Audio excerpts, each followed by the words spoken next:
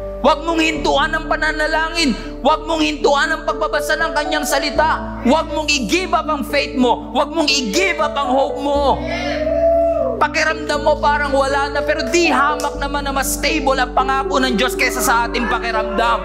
Tulad ng sinabi ng Bible, si Abraham hindi nag-hesitate, hindi nag-waver yung kanyang faith. Because he was absolutely convinced that God is able to do what He has promised.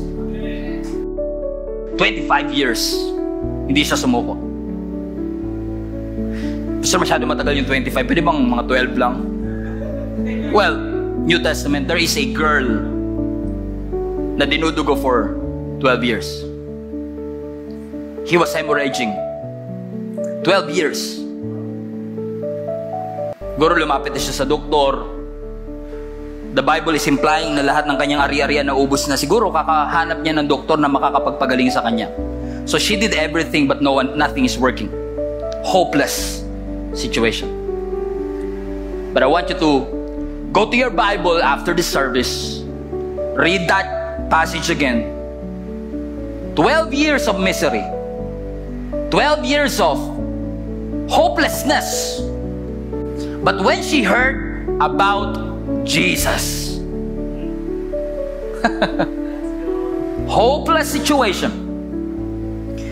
The doctor says, walang pag-asa, lahat ng ari-ariang binenta na. But when she heard about Jesus, siguro sabi niya sa kanya sarili, enough is enough. I've been sitting here all day for 12 years and I will never allow myself to be in the same misery and the same situation over and over again. Enough is enough. Hindi ako makakalakad pero pwede akong gumapang. And that's what she did. She crawled her way to His miracle. Gumapang siya para mahawakan ang laylayan ng damit ng ating Panginoong Yesus. And maybe mga kapatid, some of you are hopeless. Hindi man 25 years katulad ni Abraham, pero pwedeng 12 years katulad ng babaeng ito.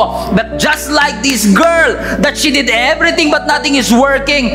This is not an accident that you are hearing this message. Kasi sabi ng scripture, when he heard about Jesus, she crawled her way to her victory. Kinalagkad niya ang kanyang sarili. She dragged herself para maranasan niya ang victory na ito. And I want to encourage each and every one of you. God wants better things in your life. I know you've been hurt, you've been disappointed, you've been abandoned, but do not allow defeat to win over your life. Do not allow defeat in your life. Kung kinakailangan gumapang, kung kinakailangan na kahit na malungkot, magpupuri pa din, na kahit maingay, magko-quiet time pa din, na kahit walang pamasaya, magsisimba pa rin, na kahit walang Bible, maghahanap ng paraan para makabasa pa rin ang salita ng Panginoon, na kahit walang data, gagamitin ang lahat para makapag-aral. Gagawin ko ang lahat because I will refuse to be defeated. I will never lose my hope. I will always fight for my hope because I know that God wants better things in my life. Mga kapatid, we are entering a new chapter in our life and I believe God is talking to somebody right now. Don't lose hope. No retreat. No surrender.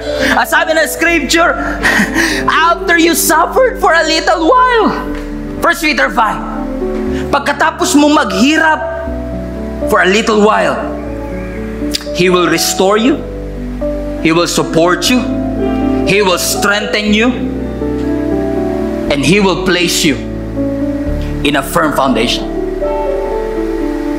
A foundation that never be shaken.